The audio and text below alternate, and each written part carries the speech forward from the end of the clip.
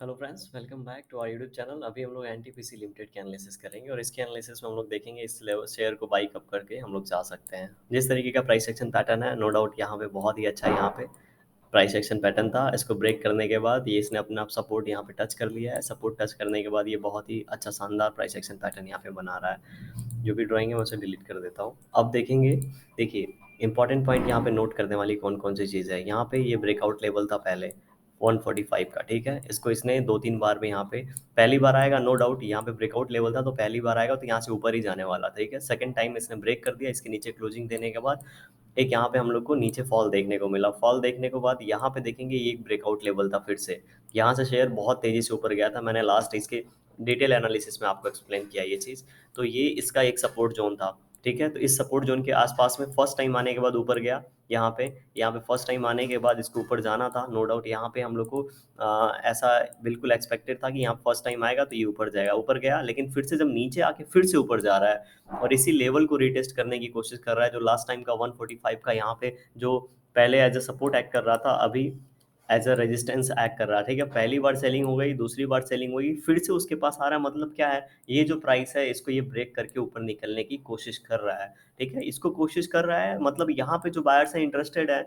Buyers यहाँ पे interested इसलिए हैं क्योंकि यहाँ पे देखिए एक जोन बना दिया है और यहाँ पे दो तीन बार इस लेवल के आसपास आ गया है। और दो तीन बार इस लेवल के आसपास आने का मतलब क्या है, ये जो लेवल है यहाँ पे 145 का 144 का ये वीक हो रहा है। अगर एक बार और नीचे आके इस तरीके से ब्रेक कर देगा ऊपर की ओर, लेकिन जिस तरीके की लास्ट डे की हम लोग को क्लोजिंग मिली है, यहाँ पे पूरा ये स्ट्रॉन्ग कैंडल बन चुका है। अगर ये फिर से 144 के ऊपर निकलता है, 144 या 144.5 के ऊपर निकलता है तो हम लोग को ऊपर की ओर ब्रेकआउट देखने को मिलेगा। और ये ब्रेकआउट कितना हमारे लिए हो सकता है, तो यहाँ पे रेंज कितने का बना है वो हम लोग चेक कर लेते हैं। तो मैं यहाँ पे रेंज देख लूँगा। ये रेंज बना है अराउंड 135 से लेके, ये अपना ऊपर का लेवल है 144.5। ओके, तो यहाँ पे 10 रुपए के आसपास रेंज बना हुआ है, तो हम लोग यहाँ पे 8 रुपए का लेके चलेंगे, सेफ प्ले करेंगे थोड़ा। तो यहाँ पे 8 रुपए का रेंज हम लोग ऊपर की ओर डिसाइड करेंगे। तो 145 से लेके 8 रुपीज ऊपर जाएंगे तो 153। हमारे पास पहला रेजिस्टेंस कहाँ पे है, 150 के आसपास है। दूसरा रेजिस्टेंस देखेंगे हमारा 153 के आसपास एग्जैक्टली पड़ रहा है। और ये जो सेलिंग स्टार्ट हुई है यहाँ से हो रही थी, यहाँ पे इसने अपने आप को होल्ड किया है, ठीक है। अपने आप को होल्ड करने के बाद फिर से सेलिंग इसी यहीं से स्टार्ट हुई है तेजी से, और उसके बाद धड़ाक से ही नीचे गिरा है।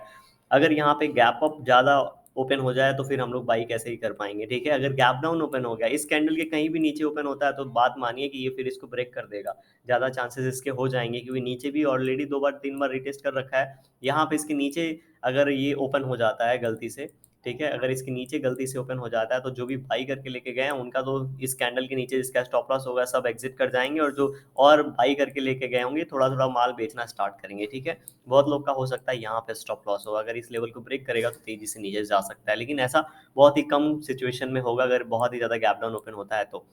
पॉजिटिव सिनारियो में क्या होता है, ज़्यादा गैप अप ओपन होता है। अगर यहाँ पे गैप अप ओपन होता है इस लेवल के आसपास, फिर से इसी लेवल को रिटेस्ट करके इसी लेवल को ये ब्रेक करता है, ठीक है। अपने हाई को तो हम लोग बाई करके लेके जा सकते हैं। स्टॉप लॉस आप लास्ट स्विंग का लगा सकते हैं, ठीक है। लास्ट स्विंग का लगा सकते हैं या 1 आवर टाइम फ्रेम पे जो भी स्विंग बना हो उसका लगा सकते हैं अगर आप स्विंग ट्रेडिंग कर रहे हैं तो। लॉन्ग टर्म के लिए देखेंगे तो लॉन्ग टर्म के लिए अगर ये ब्रेकआउट कैंडल यहाँ पे है तो इसके नीचे आप लगा सकते हैं और मिनिमम 1:2 1:3 का प्लान कर सकते हैं।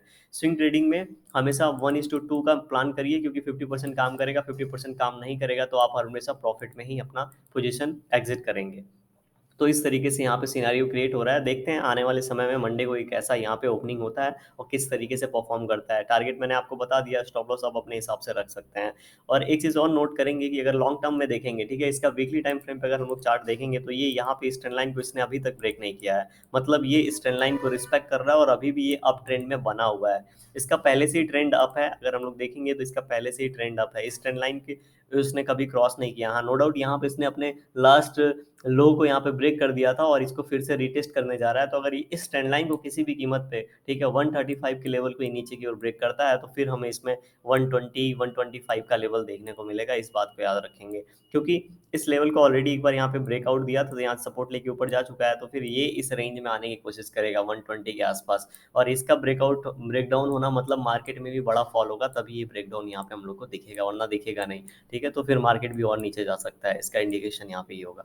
तो ये देखिए अगर ये इस लेवल के आसपास आता है तो फिर अलग बात है, लेकिन अभी जिस तरीके से प्राइस एक्शन दिख रहा है, बुलिश दिख रहा है, तो हम लोग उसी हिसाब से अपना ट्रेड प्लान करेंगे। और यहाँ पे जिस तरीके से ऊपर निकलने की कोशिश करेगा, हम लोग बाई करके कुछ क्वांटिटी ले जाएंगे। देखिए, कोई भी डिसीजन आपको अपनी एनालिसिस के बाद लेना है, अपने रिस्क पे लीजिए, क्योंकि मैंने यहाँ पे एक्सप्लेन तो कर दिया, आपको खुद की जाके एनालिसिस करनी पड़ती है कि हाँ, मैं 100 रुपए का रिस्क ले सकता हूँ तो मैं कितने शेयर बाई करूंगा, मैं 100 रुपए का रिस्क इसमें नहीं लेना चाहता हूँ, मैं 20 रुपए का लूंगा तो मैं इसमें सिर्फ टेस्ट करूंगा।